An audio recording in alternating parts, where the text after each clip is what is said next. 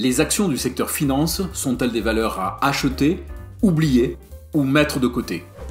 Recollons les morceaux ensemble. S'il est un secteur dont dépendent tous les autres, c'est bien celui de la finance. Chacun admettra sans mal que, tant que perdure notre système économique, il y aura toujours des banques puissantes et des services d'investissement. Bref, l'industrie financière semble avoir de beaux jours devant elle. Dans le même temps, le secteur financier fait l'objet de critiques du fait de son instabilité et de son rôle dans le déclenchement des crises financières et économiques. Sans parler du lien non avéré entre secteur financier et croissance économique. Alors, jetons un coup d'œil sur 5 actions du secteur de la finance pour voir comment elles se comportent. Et en fin de vidéo, je vous dirai si l'une d'entre elles entrera dans notre portefeuille. Du coup, on y va? Allez, on y va!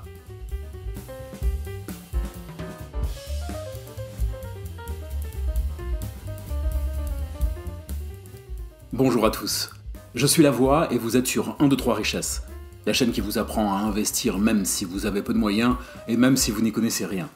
Avec mon partenaire et néanmoins complice, Le Cube. Le Cube, c'est moi.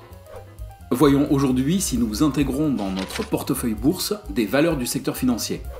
En effet, la finance et son monde sont les éléments les plus sensibles, voire les plus fragiles en situation de crise. Et lorsqu'on sait que le système bancaire est au bord du gouffre, on peut légitimement se demander s'il est bon d'investir dedans. Dans le même temps, ce même secteur représente 13% de l'économie mondiale. À chiffre d'affaires équivalent, il est donc 2 fois plus rentable que les entreprises du secteur primaire. Parallèlement, une étude de Goldman Sachs montre qu'en bourse, l'industrie financière a tendance à surperformer dans les environnements inflationnistes. De plus, elle respecte la règle de Warren Buffett des faibles coûts en capital et de hausses de prix pouvant être répercutées facilement sur le consommateur. Oui, et même s'il s'agit du secteur économique sans doute le plus cyclique de tous, du coup, il y a du pour et du contre. Exactement. Mais revenons d'abord à la base. Bien évidemment, le secteur financier est le secteur économique qui regroupe toutes les activités qui se rapportent à la finance. Plus précisément, il se décompose en 3 catégories ayant chacune leur particularité. D'abord, les banques et assurances. Très liées au cycle économique, en cas de récession, de krach ou de manque de confiance, les perturbations des flux de liquidités qu'elles gèrent ont de lourdes conséquences sur leur propre fonctionnement. De plus, elles sont très sensibles au taux d'intérêt puisque la majeure partie de leur argent doit être placée. En gros, lorsque les taux sont négatifs, elles perdent de l'argent. Ensuite, les services financiers, qui se trouvent à mi-chemin entre la finance et la technologie. Ils comprennent par exemple les services de paiement, le conseil financier, la gestion des marchés boursiers, etc. Enfin, les fonds d'investissement, dont les résultats dépendent essentiellement de la qualité de leurs gérants, mais également de l'état des marchés boursiers. Du coup, nous allons essayer de passer en revue 5 actions opérant à tous les niveaux du secteur. Mais avant ça, si vous êtes nouveau ici, songez à vous abonner. Les épisodes de 1, 2, 3 Richesses se suivent pour vous apprendre à investir étape par étape. Donc en vous abonnant, vous n'en manquerez pas un seul. Commençons notre sélection de valeurs financières dans le sous-secteur de la banque avec Crédit Agricole SA, dont la création remonte à la fin du 19e siècle. Une longue histoire donc. Avant tout, même si les banques sont sorties indemnes de la pandémie, les tensions s'accumulent dans leur secteur. Pression inflationniste, relèvement des taux directeurs, problèmes sur le marché du crédit, etc. Le tout sur fond de récession. Bref, l'équation pour les prochaines années s'annonce délicate pour elles. Même si le groupe Crédit Agricole semble être armé pour relever le défi. Il possède par exemple le plus grand réseau de banques coopératives et mutualistes au monde. Mais il est également la 10e banque mondiale en termes d'actifs et la 2e banque française après BNP Paribas. Donc au niveau mondial, il fait partie du gros du peloton, alors qu'en France, il est dans le groupe de tête. La croissance de son chiffre d'affaires est assez faible, à peu près 3,5% sur les 5 dernières années, ce qui classe la banque dans les entreprises à croissance lente. Quant à son bénéfice net, il est en augmentation moyenne de 8,5% sur 5 ans, ce qui est tout ce qu'il y a de plus normal pour une entreprise à croissance lente. Toutefois, petit point noir, Ce bénéfice a connu une chute de 7% entre 2021 et 2022. Ce qui, couplé à un ratio d'endettement élevé, n'est pas vraiment un bon signe. En fait, on se retrouve avec une entreprise dont le bilan semble s'améliorer depuis 2020, mais avec une position financière très fragile. Oui, mais en même temps, elle propose un rendement de 9,78%, avec un dividende à plus de 1 euro, ce qui en fait une bonne valeur de rendement, non? Eh bien en fait, pas si sûr. Depuis 2020, Crédit Agricole augmente sensiblement son nombre d'actions en circulation, alors même que ses concurrents rachètent les leurs. Du coup, il faut se demander si l'entreprise ne se refinance pas sur le dos des actionnaires. Ouais, en gros, il y a quelque chose de pas clair dans le royaume bancaire. Bon, allez, action suivante. Après la banque, dirigeons-nous vers le sous-secteur de l'assurance, un mastodonte de l'économie. En 2018, le montant des primes collectées par les assureurs a franchi pour la première fois la barre symbolique des 5 000 milliards de dollars, l'équivalent de 6% du PIB mondial. Si l'assurance était un pays, elle serait la 3e puissance au monde. Le secteur se scinde en 2 grandes branches, l'assurance dommage d'un côté et l'assurance vie de l'autre, qui représente à elle seule 54% du marché. 3 places fortes dominent l'ensemble, le marché asiatique est en tête, suivi de près par le marché européen, puis par le marché nord-américain qui ferme la marche du podium.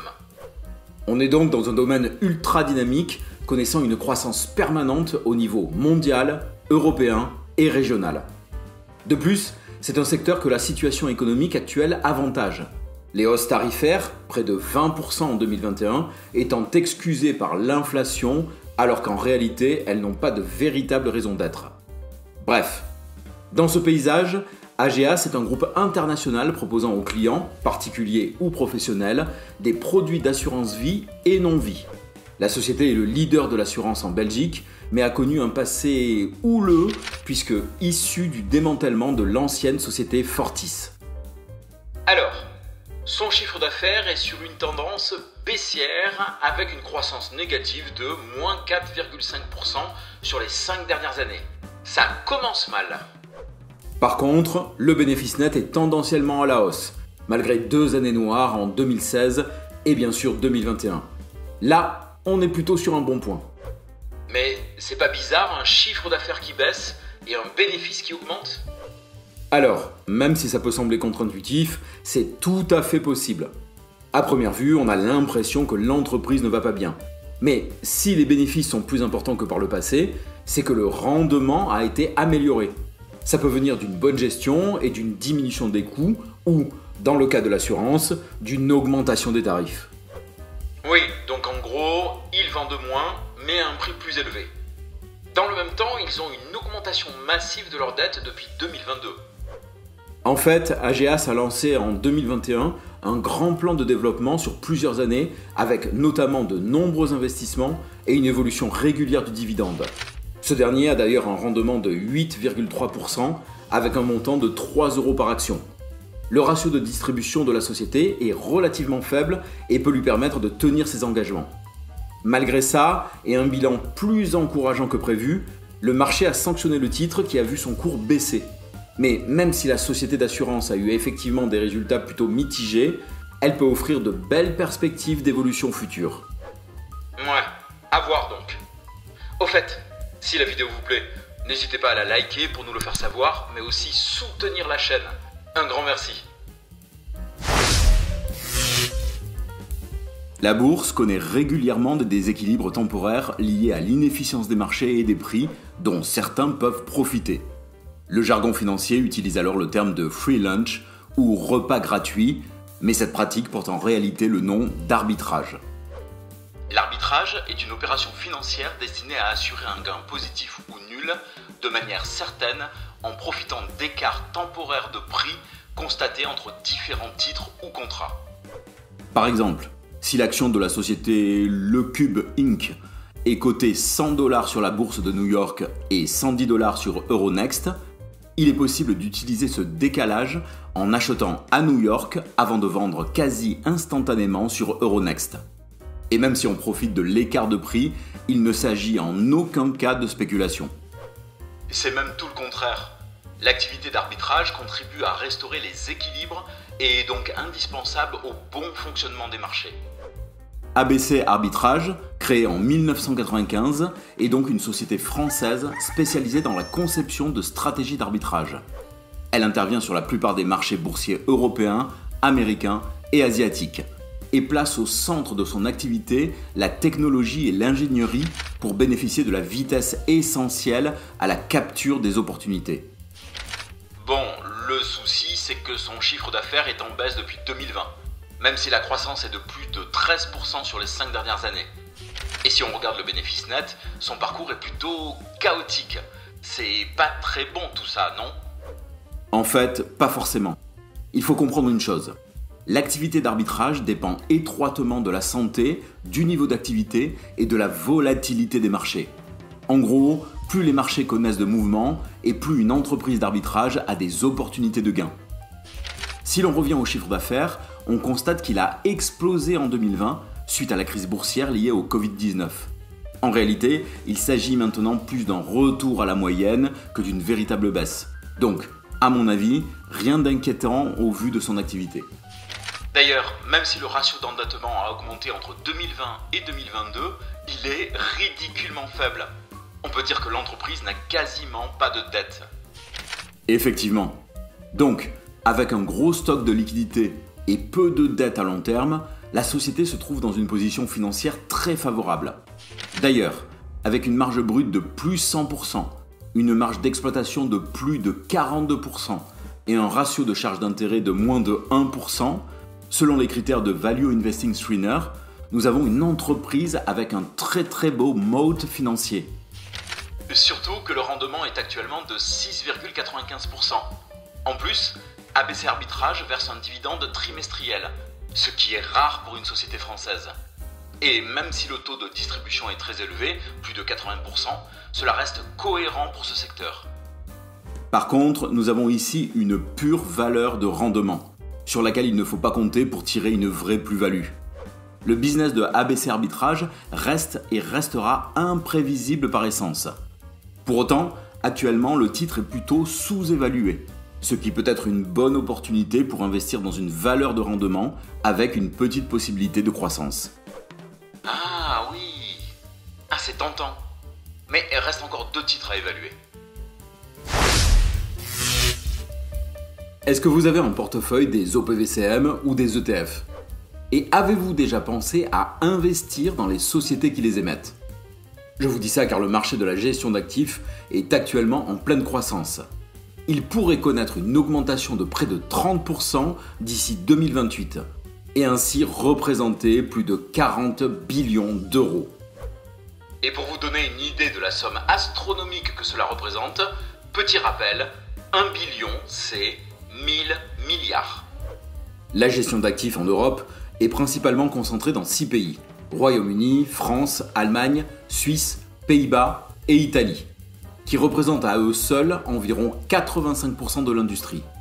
Du fait des opportunités de croissance, ce marché est ultra compétitif avec une tendance à la concentration, ce qui en fait également un secteur en pleine évolution, tant du point de vue des particuliers dont les attentes se modifient, que des gestionnaires d'actifs qui doivent s'adapter aux obligations fiduciaires, l'obtention de rendement, les notions de responsabilité sociale, de gestion des risques, de réglementation mondiale non harmonisée et de retraite sous-financée.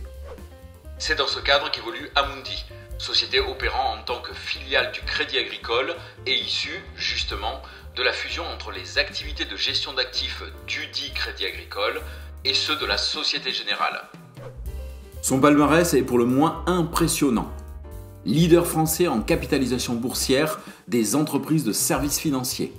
Deuxième société européenne du secteur des ETF, juste après BlackRock, depuis qu'elle a racheté le groupe Lyxor Asset Management. Leader européen de la gestion d'actifs. Et enfin, quatrième plus grosse entreprise au monde en termes de gestion d'actifs par total d'actifs.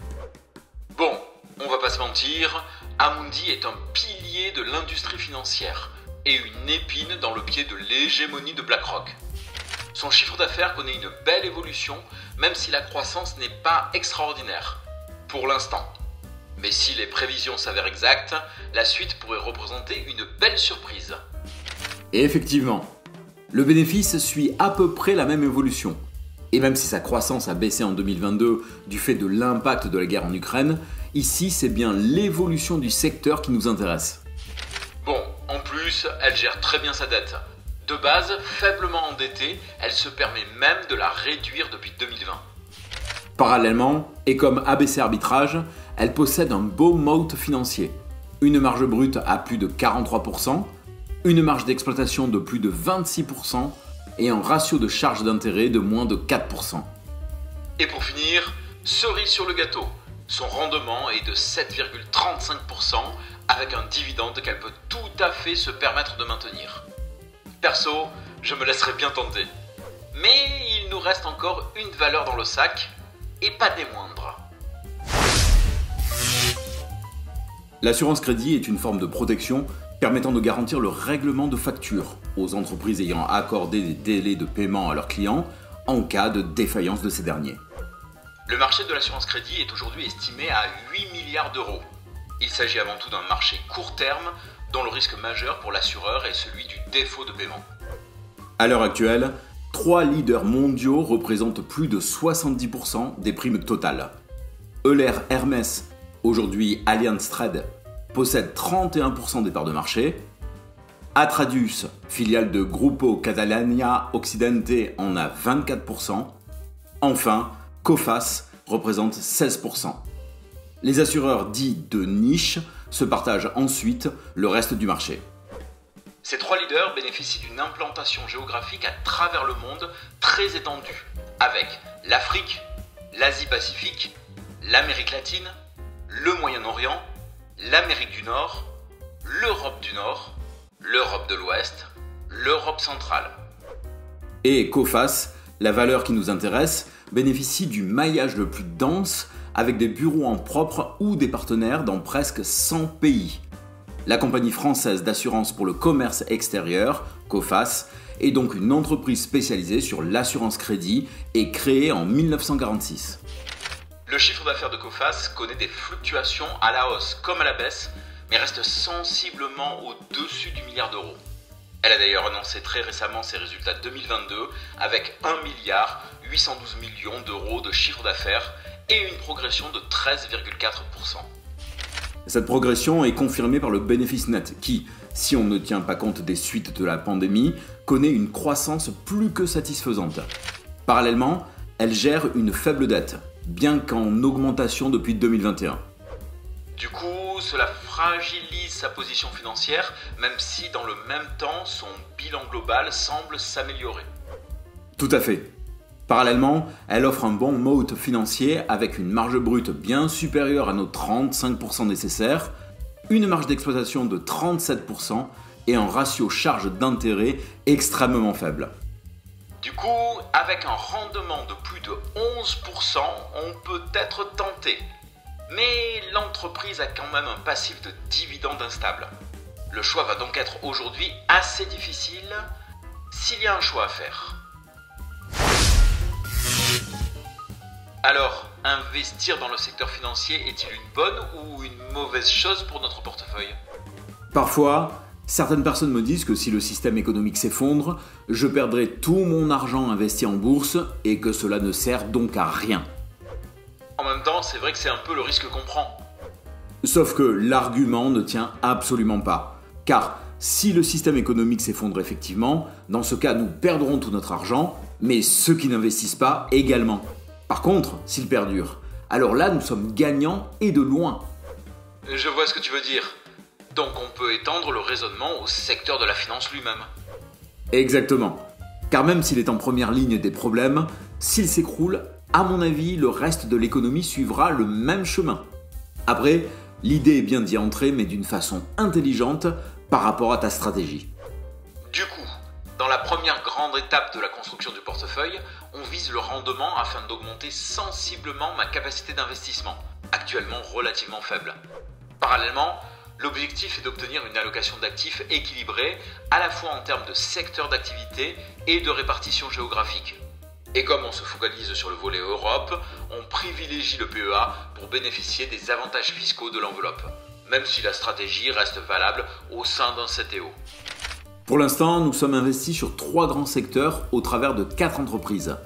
Le portefeuille a déjà pris 5% en valeur totale, avec un rendement de plus de 6% et un dividende annuel attendu de 471 €, ce qui confirme notre stratégie. Pas mal pour un début. Du coup, j'investis dans quoi aujourd'hui? Dans un premier temps, on va éliminer les bancaires. Exit le crédit agricole donc. Attention, je ne dis pas que c'est une mauvaise entreprise, mais je trouve que les banques sont les acteurs les plus fragiles du secteur. Pour diminuer le risque, il faudra en posséder plusieurs, 3 ou 4, ce qui diminuerait la performance du portefeuille et est donc contraire à notre stratégie. Bon, et l'assurance alors? AGEAS pourrait être un bon choix, surtout que si son plan de développement fonctionne, sa croissance reprendrait. Mais pour l'instant, je trouve qu'il y a trop d'incertitudes.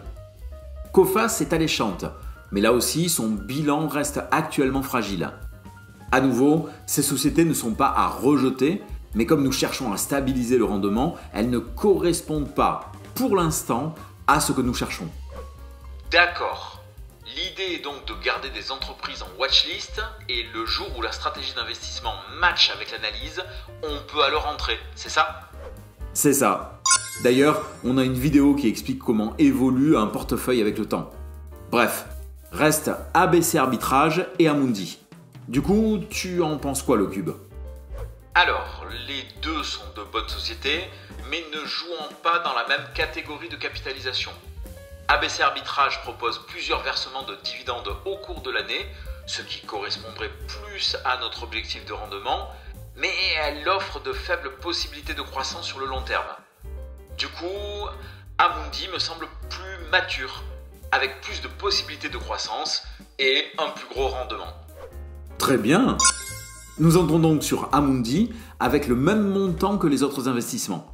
Nous avons donc désormais un portefeuille composé de 4 secteurs, représentant chacun 25% du capital total investi. Le tout réparti sur 5 valeurs. Et voilà les amis, j'espère que ce contenu vous a plu. Bien évidemment, vous pouvez nous faire part de vos remarques et questions dans les commentaires. N'oubliez pas non plus de liker et partager cette vidéo pour aider à sa diffusion, parce que c'est le truc qui aide le plus la chaîne. Merci à tous ceux qui le font déjà. Et si vous avez aimé ou apprécié le contenu et que vous voulez nous soutenir et soutenir la chaîne, eh bien abonnez-vous et continuez à regarder nos vidéos. Et il ne reste plus qu'à se retrouver dans un nouvel épisode. On dit ça? Allez, on dit ça.